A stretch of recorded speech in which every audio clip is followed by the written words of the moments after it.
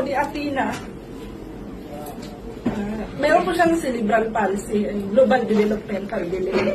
Tapos, nung August po, grabe ang struggle namin.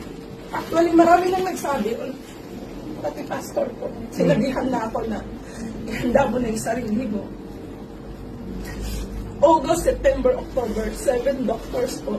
Yung buong Bacoor po, halos memorize ko na lahat ng hospital or mga pedia clinics dyan. And, wala yung nasa isip ko kasi, ang sagot ng sakit, doctor and antibiotic. Yun na po ang nakatanim sa utak ko. Ultimo, kunting sugat-sugat antibiotic na yan. And then, nakapag-share po si Ma'am Marie Chris, teacher po ng anak ko, kasi actually, humarap na ako kay Teacher Marie Chris, umiiyak, kasi sasabihin ko na sa kanya na i-stop ko na sa pag-aaral ang anak ko. Kasi hindi niya talaga kaya. Iba ang sakit. Hindi po ordinaryong asthma ang sakit ng anak ko. Iba.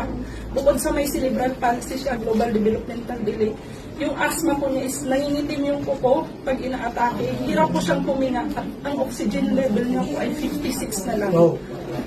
Ang laking pasasalamat ko sa Panginoon kasi sa dami naman yata ng ma-encounter ko na tao, yung anak ko napunta doon sa teacher, naniniwala siya sa oxygen.